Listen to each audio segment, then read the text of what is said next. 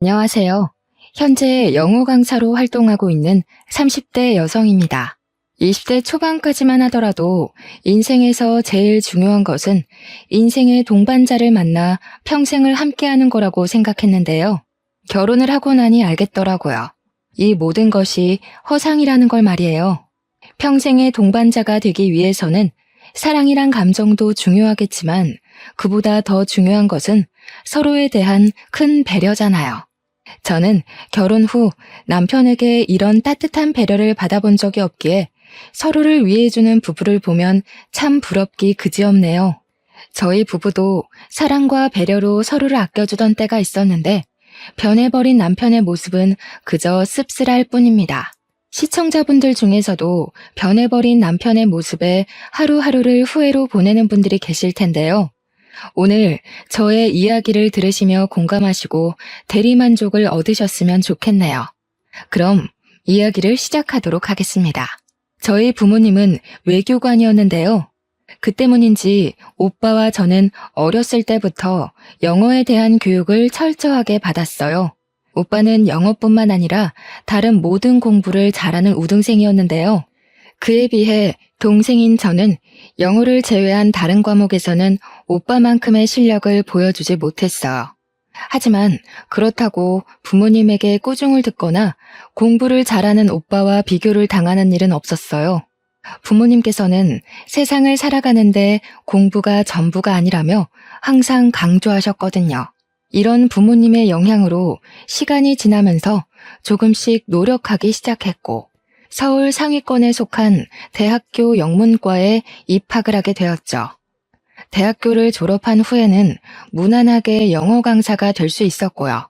부모님께서는 자신들의 길을 따라 외교관이 되길 원했지만 오랜 기간 외교관을 준비할 엄두가 나지 않았기에 영어 강사에 만족을 했는걸요. 무엇보다 다른 사람들의 강의를 통해 향상된 영어 실력을 가지는 것은 참 뿌듯한 일이었어요. 하루에 10시간 남짓 서서 강의를 하는 것이 힘들기는 했지만 강의를 듣는 사람들의 실력이 향상되는 것을 보는 것만큼 뿌듯한 일은 없었기에 열심히 노력하게 되었죠. 그리고 열심히 일을 하던 중 남편을 만나게 되었습니다. 처음부터 남편이 눈에 띄는 학생은 아니었어요. 하지만 강의를 들은 후 하루도 안 빼고 아침 일찍 앞자리에 앉아서 강의 준비를 하는 남편의 모습은 참 인상이 깊더군요. 저희는 사람이 아무도 없는 시간을 활용해서 간간히 이야기를 했고요. 남편은 대기업 취업 준비생으로 토익 공부를 하기 위해 학원에 등록했다고 했습니다. 몇 번의 낙방에도 포기하지 않고 원하는 기업에 가기 위해 노력하는 남편의 모습이 참 멋있었어요. 그래서 남편이 꼭 원하는 대기업에 취업을 하길 바랐죠. 그리고 얼마 후 이런 바람은 현실로 이루어졌어요. 원하는 대기업에 취업한 후 남편은 학원으로 돌아와 고백을 했어요. 저 또한 성실하고 꾸준히 노력하는 남편의 모습이 마음에 들어 남편의 손을 잡게 되었고요. 그리고 이런 만남의 시작으로 저희는 결혼까지 하게 되었네요. 2년의 열애 끝에 저희는 결혼을 준비하기로 결심하며 처음으로 서로의 지갑 사정을 공개했는데요. 남편은 일을 한 지 얼마 되지 않아서인지 모아놓은 돈이 많이 없더라고요. 그래서 일단은 제가 모은 돈으로 간소하게 결혼식을 올린 후 신혼집은 월세로 시작하기로 마음먹었죠. 그런데 신혼집을 월세로 시작한다는 이야기를 들으신 친정 부모님께서는 깜짝 놀라시며 자신들이 가지고 있던 아파트를 저에게 양도해 주셨어요. 하나밖에 없는 딸이 돈 때문에 고생하는 것이 싫다면서요. 참 감사하게도 부모님의 지원 덕분에 저희 부부는 넉넉한 형편으로 결혼식을 올리게 되었네요. 자식에게 집을 사준 후 자기 집처럼 드나드는 부모님들이 많았지만 친정 부모님께서는 항상 저희 부부의 생활을 존중해 주셨기에 절대로 저희가 사는 아파트에 오는 법이 없으셨어요. 하지만 저희 부부의 사생활을 존중해 주시는 친정 부모님과는 다르게 시어머니께서는 자기 집보다 더하게 저희 집에 드나드셨는걸요. 잘난 대기업 아들을 둔 덕에 이런 깨끗한 아파트를 구경한다면서요. 눈치를 보니 시어머니께서는 남편이 아파트를 구매했다고 생각하는 모양이었어요. 우리 며느리는 전생에 무슨 좋은 일을 했으면 대기업 다니는 남편에 이런 좋은 집까지 얻게 되는지. 어디 우리 아들 아니었으면 네가 이런 좋은 아파트에서 살림살이를 시작할 수나 있었겠니? 나 때만 해도 무조건 첫 살림은 단칸방에서 시작했는데 잘난 남편 만난 덕분에 우리 며느리는 처음부터 좋은 집에서 살림 보따리를 푸는구나. 이렇게 좋은 집에 사는 것도 다 잘난 남편 덕이니 항상 남편 말을 따르면서 고분고분하게 지내렴. 시어머니는 그렇다 쳐도 남편이 이해가 가질 않았어요. 장인어른이 아파트를 사줬다고 말하는 것이 어려운 일은 아니잖아요. 웬만하면 시어머니의 기분을 생각해서 좋게 좋게 넘어가려고 했지만 시어머니는 이전에도 툭하면 남편 덕분에 좋은 아파트에 산다는 것을 강조하며 은근하게 시집살이를 시키셨기에 사실을 말하기로 결심을 하게 되었죠. 어머니, 사실 이 아파트 혁준 씨가 산 게 아니라 저희 아버지께서 사주신 거예요. 그동안은 어머님 기분 망치고 싶지 않아서 일부러 말씀드리지 않았지만 계속 숨기는 게 서로한테 좋을 것 같지는 않아서요. 그럼 이 아파트가 우리 아버 명의가 아니라 네 친정아버지 명의란 말이냐? 시어머니께서는 아파트가 남편 명의가 아니라는 것에 큰 충격을 받은 듯 싶었어요. 그럴 수밖에 없었습니다. 시어머니께서는 그동안 아파트를 걸고 넘어지며 남편에게 아침 식사를 차리는 것을 강요하는 것은 물론 저희 집안 살림까지 강요를 하셨거든요. 아파트가 제 명의라는 것을 들은 시어머니께서는 한숨을 푹 내쉬더니 갑자기 제 손을 잡으시더군요. 아가, 친정아버지께서 이 좋은 아파트를 사주신 건 참 감사한 일이지만 아파트는 우리 아범 명의로 돌리는 게 어떻겠니? 남자가 가진 게 많아야 든든한 마음으로 큰 일을 할 수 있는 법인데 이 좋은 아파트가 마누라 명의여 봐라. 어디 주눅 들어서 큰일이나 할 수 있겠니? 이게 다 너희 부부 좋으라고 하는 일이니까 이상하게 생각하지 말고 이번만큼은 이 시애미 뜻대로 해다오. 그리고 여자 혼자 이런 으리으리한 집 가지고 있다는 말이라도 돌아봐라. 남 얘기 떠드는 거 좋아하는 옆에 애들이 가만히 있나? 아무리 그래도 아파트 명의를 혁준 씨 단독 명의로 올리는 건 안 될 것 같아요. 다른 거야 이해하고 넘어가면 된다고 쳐도 이 아파트는 저희 힘으로 산 것도 아니고 저희 친정아버지가 사주신 건걸요. 아버지한테 죄송해서라도 그건 안 될 것 같아요. 어디 네 아버지가 대기업 다니는 손자 손가락 빨게 하고 자기 딸만 배부르게 살게 하고 싶어서 이 아파트를 사주신 거겠니?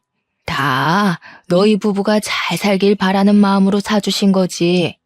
원래 여자가 집안 살림을 잘해야 바깥 일하는 남편이 잘 되는 법이란다. 지금이야 당황스러워서 그러는 거지만 나는 우리 며느리가 현명한 선택을 할 거라 믿으마. 당황스럽긴 했어요. 아파트 명의가 아내 명의로 되어 있다고 해서 직장을 잘 다니던 남편이 갑자기 실직을 하는 것도 아니고 그렇다고 갑자기 잘하던 일을 하루아침에 못하게 되는 것도 아니잖아요. 계속 거절했지만 시어머니께서는 자꾸만 아파트 명의를 남편으로 변경할 것을 권유하셨어요. 막무가내로 구는 시어머니를 보니 말로 표현할 수 없을 만큼 마음이 불편했습니다. 아무 이유 없이 재산을 탐내는 시어머니의 행동은 칼만 들지 않았을 뿐 강도와 다름이 없었거든요. 그래서 시어머니가 돌아가신 후 남편에게 이 사실을 말했죠. 그동안 있었던 일을 듣자 남편은 미안해했어요. 괜한 자신의 자존심 때문에 제가 시어머니에게 시달렸다면서요. 근데 말이야. 사실 이 아파트 말이야. 공동명의로 하면 어떨까? 물론 장인어른이 당신한테 사준 걸 알기는 하지만 어차피 이제는 평생 같이 살 부부 사이인데 집이 당신 명의로만 돼 있는 게 좀 그래서 솔직히 다른 사람들한테 우리 지금 살고 있는 아파트가 당신 명의라고 말하는 것도 조금 창피하고 당신도 알잖아. 사회생활하는 남자들 사이에서 이런 게 얼마나 중요한지. 시어머니와 똑같이 말하는 남편의 모습은 정말 실망스러웠어요. 부드럽게 말하긴 했지만 어찌되었든 본심은 지금 살고 있는 아파트에 자신의 이름을 올리고 싶다는 것이잖아요. 거절을 할 때마다 시어머니와 남편은 돌아가면서 공동 명의로 하자는 말을 했는데요. 다행히 이런 뻔뻔한 행동은 오래가지 못했어요. 저희 아파트에 향해 있던 관심은 모두 도련님이 데려온 예비 동서에게로 향했거든요. 사업을 시작한 도련님께서는 항상 돈 많은 집 딸과 결혼하겠다며 노래를 불렀어요. 그런데 정작 도련님이 데려온 예비 동서는 돈 많은 집 딸이기는커녕 부모님도 안 계신 고아더라고요. 더군다나 동서는 이름도 모르는 작은 중소기업의 경리로 일하고 있었기 때문에 시어머니는 노발대발하시며 도련님의 결혼을 반대했죠. 부잣집 딸 아니면 장가도 안 가겠다는 놈이 뭐에 홀려서 이런 써먹지도 못하는 것을 데리고 와? 어디 애미 쓰러지는 꼴 보고 싶어서 작정이라도 한 거냐? 지금까지 잘하던 놈이 왜 이렇게 어미 속을 썩여? 다른 걸 다 떠나서 나는 제대로 된 교육도 못 받은 고아 우리 집에 며느리로 들일 생각 없다. 사람 인생이 뜻대로 되는 것도 아니고 너무 그러지 말고 우리 결혼 허락해주세요. 이미 뱃속에 애까지 있는데 이제 와서 결혼을 물을 수도 없잖아요. 뭐? 저 청것 뱃속에 애가 들어섰다는 거냐? 이 모자란 놈이 아주 우리 집안을 난장판으로 만들려고 작정을 했구나. 어디 저런 청것한테 내 손주를 볼 수가 있어? 아이고, 못 배운 상것을 집에 들이다니 내가 죽어서 조상님을 볼 낯이 없다. 아이가 있다는 말을 듣자 시어머니는 털썩 바닥에 주저앉으며 오열을 하셨습니다. 물론 사업을 하는 도련님에게 건 기대가 커 실망도 크다는 것을 알기는 했지만 그래도 바로 눈앞에 사람을 두고 앞담을 하는 시어머니의 행동이 좋아 보이지는 않았어요. 어차피 결혼이 확정된 사이이니 잘 대해준다고 해서 어디 덧나는 것도 아니잖아요. 내가 뭘 그리 큰 잘못을 했길래 잘난 우리 아들한테 저런 몹쓸 것이 붙은 건지. 길바닥에 뒹굴던 똥개한테 기와집을 내준 꼴이라니. 앞으로 나는 무슨 낙으로 살고. 시어머니께서는 채통도 잊은 채 바닥에 엎어져 펑펑 우셨어요. 옆에 있던 예비동서는 몸둘 바를 모르며 우왕좌왕했고요. 인사를 온 첫날부터 푸대접을 받는 예비동서를 보니 참 마음이 좋지 않았습니다. 뱃속에 아기가 있다는 것은 누구에게나 축복받을 만큼 행복한 일인데 시어머니로 인해 모든 것이 망가진 거잖아요. 예비동서를 못마땅하게 생각하긴 했지만 이미 뱃속에는 도련님의 아이가 있었기에 시어머니께서는 울며 겨자 먹기로 결혼식을 허락하셨는데요. 진짜 문제는 결혼을 한 후였어요. 결혼 후 도련님 부부와 합가를 한 시어머니는 악랄하다는 소리가 날 정도로 동서를 괴롭히셨거든요. 임신 후 입덧으로 힘들어하는 동서에게 삼시세끼를 차리라고 하는 것은 물론 힘든 이불 빨래까지 일주일에 한 번씩 시키더라고요. 어쩌다 한 번 동서가 힘들다는 소리만 하더라도 시어머니께서는 도끼 눈을 뜨며 동서를 타박하셨습니다. 길바닥에 뒹굴던 똥개 주제에 분에 넘치는 우리 아들 만나서 등 따시고 배부르게 살면 밥값이라도 해야 될 거 아니냐? 돈 없으면 몸으로라도 때워야지. 나는 우리 아들한테 도움 하나 안 되는 며느리한테 착한 시엠이 될 생각 없으니 임신했다 핑계대면서 머리 굴릴 생각하지 않는 게 좋을 게다. 저도 웬만하면 다 하겠지만 입덧 때문에 음식 냄새 맡기가 너무 힘들어서요. 입덧이 잠잠해질 때까지만 근처 반찬 가게에서 사온 밑반찬으로 식사 준비하면 안 될까요? 부모한테 예절 교육을 제대로 못 받아서 그 모양인 거냐? 아니면 임신했다고 유세 부리면서 시애미한테 대들려고 하는 거냐? 어디 우리 아들 덕분에 집에서 편하게 있는 주제에 공짜로 놀고 먹으려고까지 들어? 삼신할매도 참 너무하시지. 어떻게 모자라도 한참 모자란 청껏한테 우리 아들 핏줄을 점지해 주신 건지. 죄송합니다.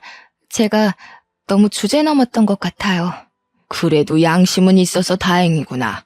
숟가락 하나 안 들고 온 주제에 편하게 지내려고 숟까지 쓰면 어쩌나 걱정했는데 아범이 오늘 꽃게탕 먹고 싶다고 했으니 장에 가서 냉장고에 있는 꽃게 손질부터 해라. 시어머니에게 시달림을 받은 동서를 보니 안타까움이 이루 말할 수가 없더군요. 그래서 일주일에 한 번씩은 꼭 시댁에 방문하게 된 것이죠.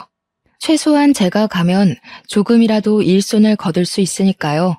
시댁에 갈 때마다 시어머니에게 뱃속의 아이를 위해서라도 동서에게 일을 조금만 시키라고 말씀을 드렸는데요.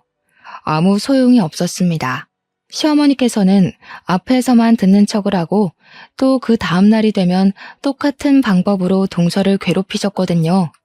시어머니에게 시달림을 받는 동서를 보니 덜컥 걱정이 됐어요.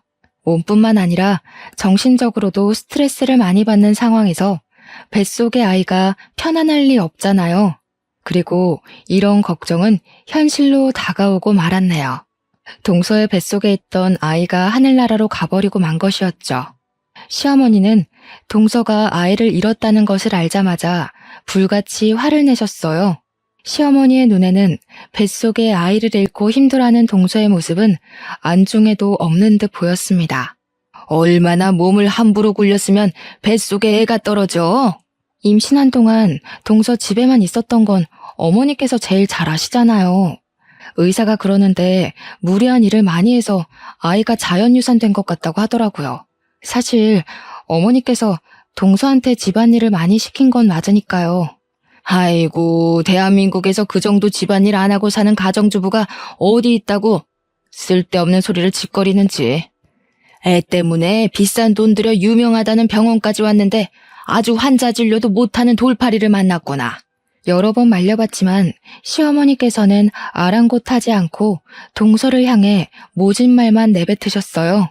아무리 의식이 없다고 하지만 동서를 향해 입에 담지도 못할 말을 하시는 시어머니가 참 너무하다는 생각이 들더라고요. 아니다. 오히려 잘 됐어. 어차피 쓸모도 없는 이 청껏을 집에 들인 것도 다 뱃속에 있는 우리 아범 핏줄 때문이었는데 이제 뱃속에 애도 없으니 갈라서기만 하면 되겠구나. 온몸에 소름이 쫙 돋았습니다. 아무리 며느리가 마음에 들지 않는다고 해도 아이가 없다는 이유로 동서를 내쫓을 생각부터 하다뇨. 설마 하며 지켜보니 시어머니께서는 바로 도련님에게 전화해 당장 동서와 이혼하라는 말을 남기셨어요. 다행히 도련님의 제지로 이혼을 하지는 않았지만 그 후 시어머니께서는 자신의 뜻대로 되지 않는 모든 일들을 동서 탓으로 돌리며 전보다 더 심하게 동서를 괴롭히셨는데요. 아직 다 아물지도 않은 몸으로 괴롭힘을 당하는 모습을 도저히 지켜볼 수가 없었고 저희 집에 동서를 데리고 오게 되었네요. 동서를 집으로 데려온 후 제일 따뜻하게 끓인 미역국을 건네주었는데요. 동서는 건넨 미역국을 먹지도 않고 왈칵 눈물부터 쏟아내는걸요. 자신이 이런 귀한 대접을 받아도 되는 거냐면서요. 이야기를 들어보니 동서의 부모님은 동서가 13살이었을 때 사고로 인해 돌아가셨다고 해요.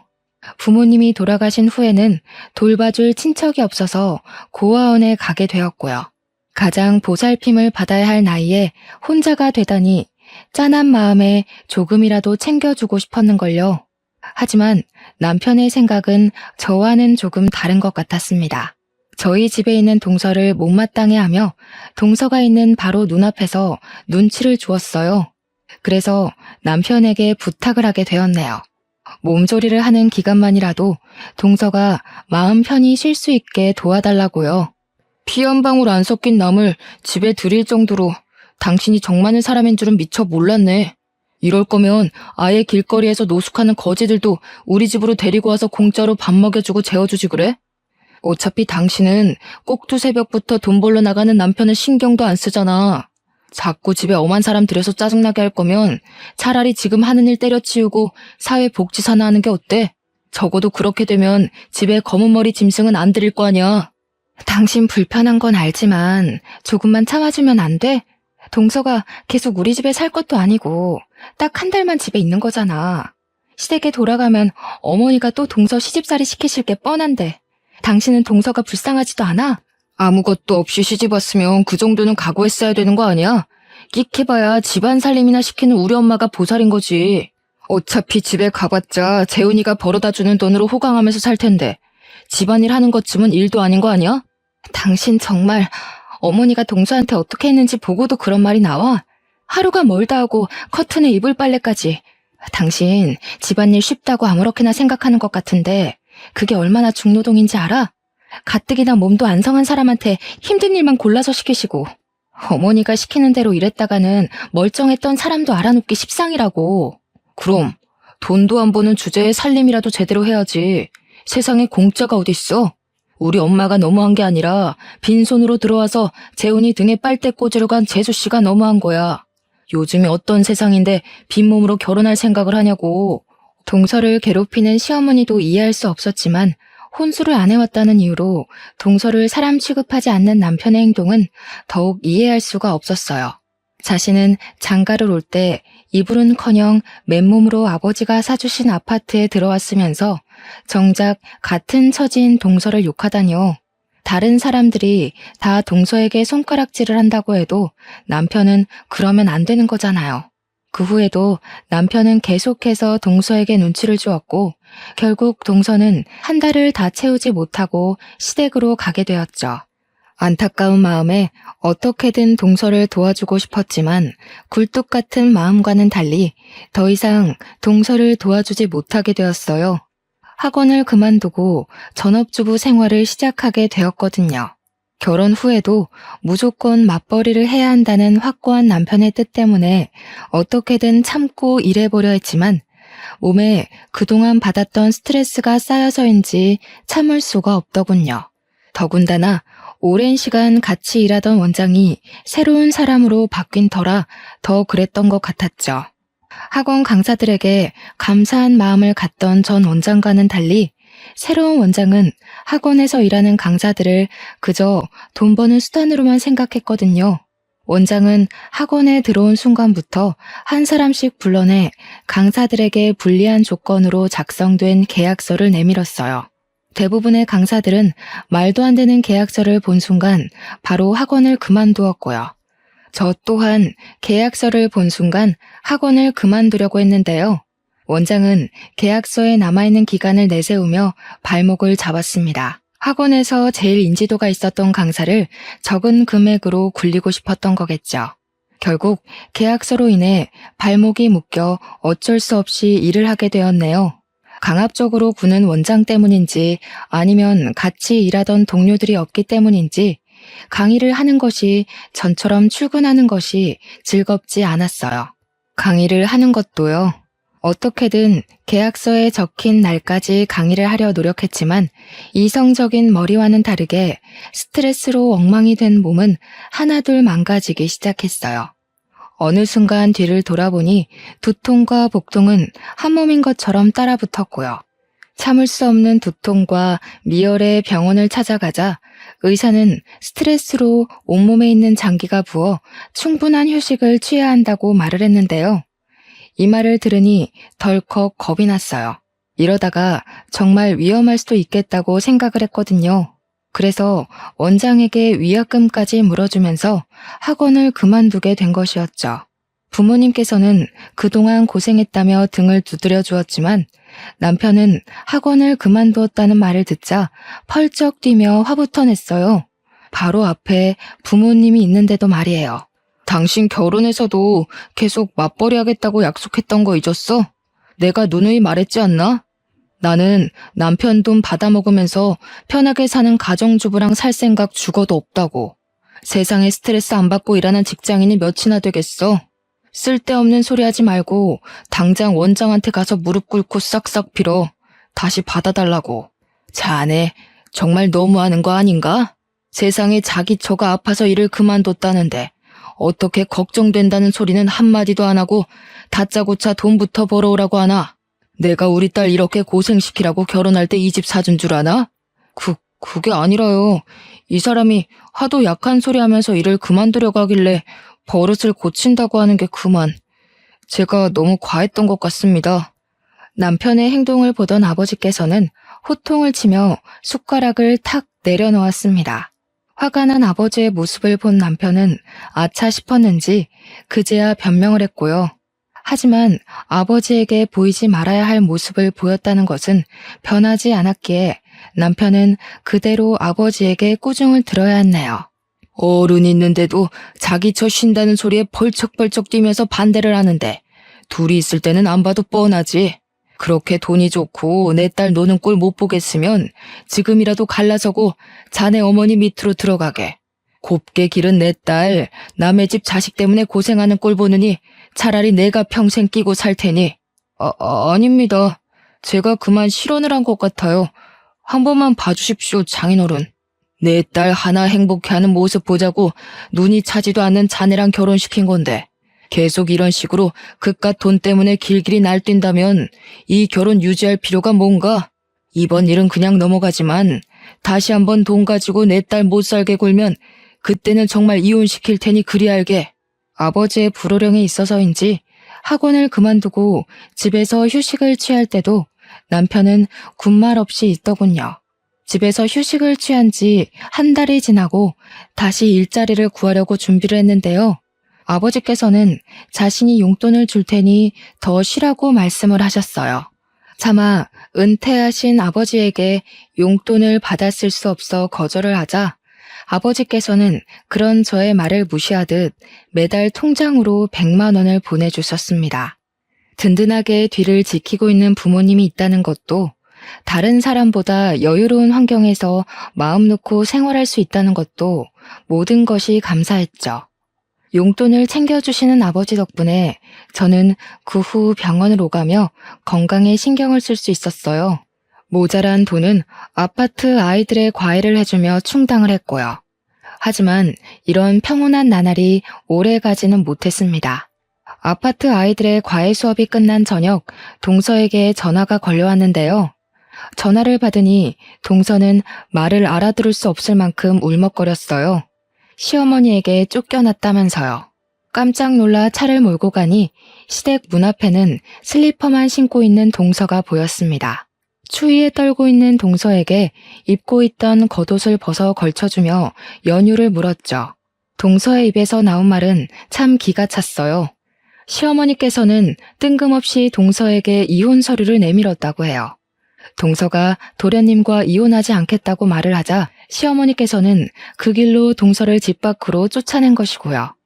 막무가내로 구는 시어머니 행동을 도저히 이해할 수가 없었어요. 아무리 마음에 들지 않는다고 해도 이미 한 가족이 되었는데 마음대로 내쫓을 수 있는 건 아니잖아요. 시어머니에게 전화를 걸어 동서를 들여보내달라고 부탁을 했지만 돌아오는 대답은 동서에 대한 온갖 폭언뿐이었어요. 전혀 말이 통하지 않는 시어머니 때문에 어쩔 수 없이 동서를 저희 집으로 데리고 갈 수밖에 없었습니다. 마침 남편은 출장을 간 상태였기에 참 다행이었죠. 거실에 앉아서 따뜻한 차 한 잔을 들이킨 동서는 갑자기 눈물을 보이더군요. 자신은 분명 빈털터리로 쫓겨날 게 뻔하다면서요. 아니 동서, 그게 무슨 말이야. 빈털터리로 쫓겨나다니.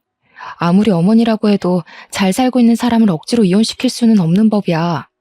무슨 연유인지 모르겠지만 내일 내가 어머님하고 잘 말해볼 테니까 너무 걱정하지 말고 있어. 사실 그이랑 저 혼인신고도 안 하고 살았어요. 뭐? 혼인신고를 안 하고 살았다니. 그럼 지금까지 동거만 하고 살았다는 거야? 그이가 그랬거든요. 혼인신고는 아이 낳으면 하자고. 근데 아이가 잘못되고 난 후에는 혼인신고에 대한 말은 아예 꺼내질 않았어요. 그래서 지금까지 혼인신고도 안 하고 산 거고요. 어머님께서 아직 이 사실을 모르셔서 이혼 서류에 도장을 찍으라고 하시는 것 같은데 아마 혼인신고도 안 했다는 걸 알면 아마 당장 맨몸으로 내쳐지고도 남을 거예요. 아니 세상에, 도련님도 참 너무하시지. 같이 산 세월이 얼만데 지금까지 혼인신고도 안 하고 살 수가 있어. 너무 안타까웠습니다. 시어머니뿐만 아니라 도련님 또한 동서를 가족이 아닌 그저 같이 사는 동거인으로 생각한 것 같았거든요. 언제든지 자기 마음에 들지 않으면 갈아치울 수 있는 그런 동거인 말이에요. 괜찮다는 말을 하기는 했지만 조용히 눈물을 훔치는 동서의 모습을 보니 마음에 무거운 돌덩이를 올린 것처럼 아려왔어요. 동서에게는 든든한 뒷배가 되어줄 가족이 없었으니까요. 그래서 동서가 완전히 정착을 할 수 있도록 도와주자고 마음을 먹은 것이고요. 제일 먼저 한 것은 도련님을 설득하는 일이었어요. 도련님이 동서와 혼인신고를 하게요. 시어머니가 아무리 뭐라고 해도 도련님이 끝까지 동서를 지켜준다면 아무리 시어머니라도 어찌할 수가 없을 테니까요. 하지만 너무 간절하게 바라는 일은 이루어지지 않는 법이라고 했던가요? 혼인신고를 하게 만들기 위해 노력한 것은 물론 도련님의 마음을 잡는 것마저 쉽지가 않았습니다. 결국 동서는 시어머니의 핍박과 도련님의 변심으로 인해 반강제적으로 시댁에서 내쫓기게 되었는걸요. 가족이 없는 동서에게 마땅히 갈 곳이 없다는 것을 뻔히 알면서도 내쫓아낸 시어머니와 도련님이 참 너무하다고 생각을 했어요. 고작 500만 원이 채 안 되는 돈을 주어주고 하루아침에 사람을 내쫓다뇨. 시댁에서 쫓겨난 후 동서는 냉난방도 제대로 되지 않는 고시원에 짐을 풀었다고 했습니다. 그 소식을 들으니 도저히 가만히 있을 수가 없었네요. 제가 아니면 동서를 챙겨줄 사람은 아무도 없었거든요. 통장에 모아둔 돈을 털어 현재 살고 있는 아파트 근처에 동서의 원룸을 얻어주었죠. 가뜩이나 몸이 약한 동서에게 냉난방은커녕 방음조차 제대로 되지 않는 고시원에서 살게 할 수는 없는 일이잖아요. 동서가 원룸에 들어간 후에도 시간이 날 때면 틈틈이 들러 반찬을 가져다 주는 등 제가 할 수 있는 한에 신경을 썼습니다. 다행히 이런 노력이 통했는지 금방 기운을 차린 동서는 근처 카페에서 일을 시작했고요. 건강도 상처받은 마음도 점점 회복해가는 동서를 보며 안심을 했는데요. 동서가 쫓겨난 지 2달이 되던 날 시어머니가 왜 동서를 쫓아내려고 길을 썼는지 알게 되었네요. 시어머니의 생신을 맞아 시댁에 찾아갔는데요. 뒤늦게 나타난 도련님께서는 결혼을 하겠다며 한 여자를 데리고 왔는데요. 이야기를 들어보니 여자는 억소리가 절로 나오는 부잣집 딸이더군요. 그제야 왜 그렇게 성급히 동서를 내쫓았는지 이해가 되었어요. 부잣집 여자를 며느리로 들일 기회를 놓치고 싶지 않았던 것이었죠. 시어머니도 도련님도 말이에요. 돈에 눈이 멀어 갈 곳도 없는 동서를 내쫓은 시어머니도 도련님도 절대 용서를 할 수 없었어요. 시어머니와 도련님에게 쓴소리를 할 수는 없었지만 도저히 같은 공간에 있을 수가 없었고요. 그래서 남편에게 어렵사리 말을 꺼내게 되었죠. 어머님이랑 도련님 말이야. 아무리 돈이 좋다고 해도 그렇지 어떻게 멀쩡히 집에 있던 며느리까지 내쫓으면서 집에 새로운 사람을 들일 수가 있어? 무슨 쓸모없는 잡동사니 버린 것처럼 동서를 내쫓으시고 정말 너무한 거 아니야? 동서 보기 미안해서라도 나 도련님이랑 어머니 얼굴 보면서 웃는 거 못하겠어. 또 울고 있네. 너무한 건 엄마랑 재훈이가 아니라 쥐뿔도 없는 주제에 결혼까지 맨몸으로 결혼한 재수씨지. 당신 자꾸 재수씨 걸고 넘어지면서 이상한 헛소리나 짓거리는데 하는 것도 없이 집에서 노는 것 봐주는 것만 해도 고마운 줄 알아야지. 재수씨처럼 쫓겨나기 싫으면 쓸데없는 소리 하지 말고 잘해. 어휴, 재훈이 자식은 부자인 마누라 만나서 강남 아파트에 외제차까지 받았다는데 내 처지는 이게 뭔지. 아파트는커녕 있지도 않은 동서 타령하며 시댁 행사에도 빠지려는 여자랑 사니 말이야. 내 처지가 비 맞은 생쥐랑 다를 게 없다. 다를 게 없어. 당신 지금 내가 시댁 행사 가기 싫어서 꾀부리는 거라고 생각하는 거야? 그럼 아니야? 있지도 않는 사람 걸고 넘어지면서 요리조리 피하려고 하는 거 보면 맞구만. 지금 당신이 장인어른이랑 장모님 믿고 설치는 것 같은데 지금 당장만 생각하지 말고 나한테 잘해. 장인어른이고 장모님이고 돌아가시면 고아나 다름없는 당신 걷어줄 사람은 나밖에 없으니까. 아무 상관없는 남처럼 이야기하는 남편을 보니 남자는 결혼을 하면 남의 편이 된다는 말이 무슨 말인지 온몸으로 깨닫게 되었습니다. 다정한 모습 하나만을 보고 결혼했는데 모든 것이 거짓이었던 것이죠. 재혼을 한 도련님은 말 그대로 승승장구를 했어요. 부자인 처가댁의 도움을 받아 넓힌 사업이 그야말로 대박을 터뜨렸거든요. 시간이 지날수록 잘 사는 도련님에 비해 동서는 참 많은 고생을 했네요. 카페 일로는 수입이 일정치 않아 밤에는 식당 종업원 일까지 하며 참 어렵게 살았으니까요. 도련님과는 너무도 다른 동서의 사정에 자꾸만 더 동서를 챙겨주게 되었는데요. 꼬리가 길면 밟힌다는 말처럼 저 또한 실수를 저지르고 말았습니다. 여느 때와 같이 동서의 원룸에 들렀던 날이었어요. 문을 열고 들어가려는 순간 반찬을 들고 있던 팔에 묵직한 압력이 느껴지면서 확 꺾이더군요. 손목을 낚아챈 사람은 다름 아닌 남편이었고요. 남편은 화가 단단히 난 표정으로 저를 몰아붙이기 시작했어요. 뒤늦게 동서가 나오자 굳어있던 남편의 표정은 당혹스러움으로 변했죠. 알고 보니 남편은 수시로 집을 비우는 저의 행동을 다른 남자가 생겼다고 오해를 하고 뒤를 밟은 것이었어요. 다른 남자와 바람을 피운다는 오명은 벗었지만 자신 몰래 돈을 털어 동서를 도와주었다는 것에 남편은 화를 냈어요. 왜 생판 모르는 남에게 1,000만 원이 넘는 큰 돈을 빌려주냐면서요. 아무리 개인적인 돈이라고 해도 남편에게 상의 없이 동서를 도와준 것에 대해서는 잘못을 인정했죠. 남편과 화해를 한 후 다음날 동서의 집을 찾아갔는데요. 동서는 괜히 자신 때문에 시댁 식구들에게 곤욕을 당하지 말라고 말을 했습니다. 그러고는 자신이 이사 가는 것이 맞는다며 그동안 챙겨주어서 고맙다고 큰 절을 올리더군요. 동서에게는 너무 미안했어요. 도와주고자 했던 행동이 오히려 독이 되어 동서에게 돌아온 거잖아요. 이사 당일 떠나가는 동서에게 그래도 연락은 계속하고 지내자고 말은 했지만 그 이후 동서가 저에게 연락하는 일은 없었네요. 동서에게 온 것이라고는 보증금으로 빌려주었던 1,000만 원을 입금한 것이 전부였어요. 그렇게 저와 동서의 인연은 끝이 나고 만 것이었죠. 동서가 자취를 감춘 10년 동안 참 많은 것들이 변했어요. 남의 눈에 피눈물을 흘리게 한 도련님은 어느새 억대의 자산을 가진 부자가 되어 있었고 만년 과장이었던 남편은 차장의 자리까지 오르게 되었죠. 오래된 빌라에서 살던 시어머니 또한 도련님의 도움으로 서울 한복판에 있는 신축 아파트에 입주를 하게 되었고요. 한평생 외교관으로 일하던 부모님 또한 은퇴 후의 삶을 즐기고 계셨어요. 어머니께서는 주재원인 오빠를 따라간 새언니의 출산 준비를 돕고 있었고 한국에 남은 아버지께서는 골프를 배우며 여유로운 생활을 즐기셨는걸요. 하지만 하늘은 빠르게 찾아온 행복을 시샘하는 것 같았어요. 그러지 않고서는 저에게 가장 큰 기둥이었던 아버지의 건강을 뺏어갔거든요. 갑자기 쓰러진 아버지에게 병원은 뇌졸중 판정을 내렸어요. 불행 중 다행히도 초기에 발견을 했기에 바로 수술을 할 수 있었죠.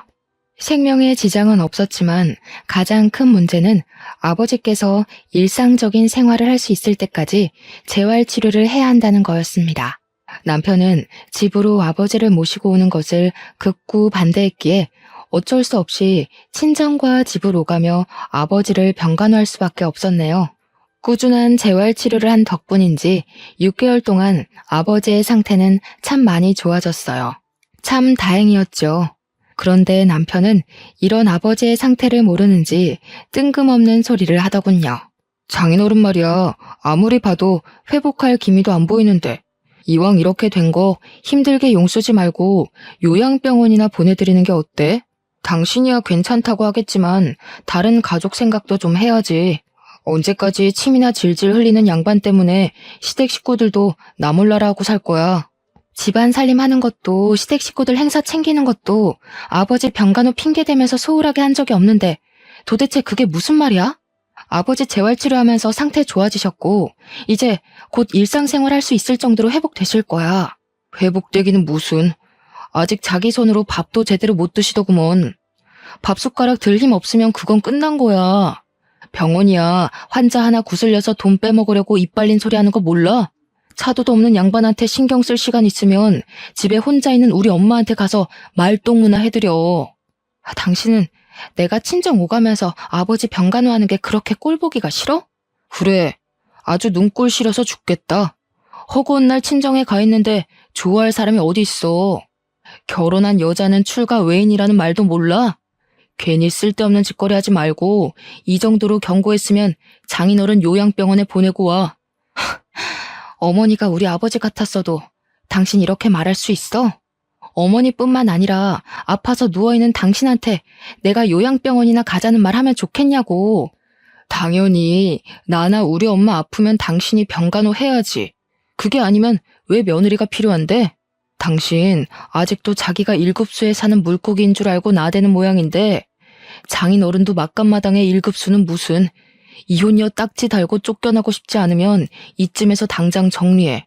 친정아버지는 요양병원에 보내고 시어머니나 자신은 제가 병간호를 해야 한다니. 적반하장으로 나오는 남편의 태도에 기가 차다 못해 어이가 없었네요. 친정아버지를 애물단지 취급하는 남편의 모습을 보며 처음으로 이혼을 결심하게 되었습니다. 잘못된 행동을 하는 사람은 고쳐서 살 수 있지만 자신이 이기적인 행동을 하는 사람하고는 같이 살 수가 없었어요. 이기적인 행동은 절대 고칠 수가 없으니까요. 마음을 굳게 먹기는 했지만 가족 없이 혼자서 이혼 준비를 하는 것은 쉽지가 않았어요. 어머니야, 한국으로 와달라 부탁을 하면 오실 수 있었지만 칠삭동이로 나와 위독한 조카로 인해 근심 걱정을 하는 어머니에게 또다시 걱정거리를 얻을 수가 없었습니다. 그래서 이혼 준비를 혼자 하기로 했는데요. 이혼하겠다고 선언을 하자 시어머니는 다짜고짜 집으로 찾아와 행패를 부렸어요. 이혼을 하면 맨몸으로 쫓겨날 거라면서요. 아버지가 사주신 아파트를 자신의 것처럼 요구하는 시어머니의 행동은 이루 말할 수 없을 정도로 경멸스러웠습니다. 시어머니에게 씻을 수 없는 모욕을 당한 후 저는 친정에서 지내며 이혼 변호사를 찾아 헤맸어요. 변호사 상담을 하면 할수록 마음은 참 힘들어졌습니다. 마음에 드는 변호사를 찾는 일은 하늘의 별 따기만큼 힘들었거든요. 실력 좋기로 소문난 변호사의 몸값은 감당하기 힘들 정도로 비쌌어요. 그렇다고 동네에서 작은 사무실을 운영하는 변호사를 찾기에는 마음이 편치 않았고요. 결국 이혼을 포기해야 하나라는 고민까지 하게 되었죠. 그런데 마지막 변호사 상담을 받고 나오는 길에 전화 한 통이 걸려왔어요. 전화를 한 사람은 다름 아닌 동서였죠. 만나자는 동서의 말에 뛸 듯이 기뻐 바로 약속을 잡고 말았어요. 동아줄이라고는 보이지 않는 답답한 현실이지만 동서를 만난다면 그래도 숨통이 트일 것 같았거든요. 10년 만에 본 동서의 얼굴은 어쩐지 더 좋아 보였어요. 이야기를 들어보니 동서는 좋은 사람을 만나 재혼을 하고 아이까지 둘이나 낳았다고 하더라고요. 행복하다는 동서의 말에 기쁘기도 했지만 동시에 씁쓸하기도 했네요. 잘 살고 있는 동서와 고통받고 있는 저의 모습이 너무 비교가 되었으니까요. 저도 모르게 눈물을 보이자 동서는 깜짝 놀라며 손수건을 건네주었어요. 가슴에 있던 걱정거리와 고민을 털어놓자 동서는 제 손을 맞잡아 왔습니다. 형님, 이제부터는 제가 도와드릴 테니 아무 걱정하지 말고 저만 믿으세요. 동서가 무슨 수로? 그동안 부자 남편이라도 만난 거야? 남편 도움받을 거면 이렇게 큰 소리 못 치죠. 그리고 형님 일인데 어떻게 다른 사람한테 맡길 수 있겠어요. 제가 직접 나서야죠. 의아해하고 있자 동서는 지갑에서 명함 한 장을 꺼내 건네주었어요. 명함을 본 후 깜짝 놀랐습니다. 동서는 유명 로펌의 변호사가 되어 있었거든요. 아무리 10년이면 강산이 변한다고 해도 아무런 도움 없이 변호사가 되다니 놀라지 않을 수가 없었죠. 한 번 사는 인생인데 부모 없는 고아라는 이유로 쫓겨나고 보니 참 서럽더라고요. 형님한테 도움만 받는 제 모습을 보는 것도 너무 초라했고요. 그래서 이사간 후부터 이악 물고 공부했어요. 가진 거라고는 쥐뿔도 없는 제가 할 수 있는 건 스스로가 공부해서 몸값을 올리는 일밖에 없잖아요. 변호사가 된 후에는 일 때문에 치여서 너무 힘들었는데 지금 보니 참 다행이네요.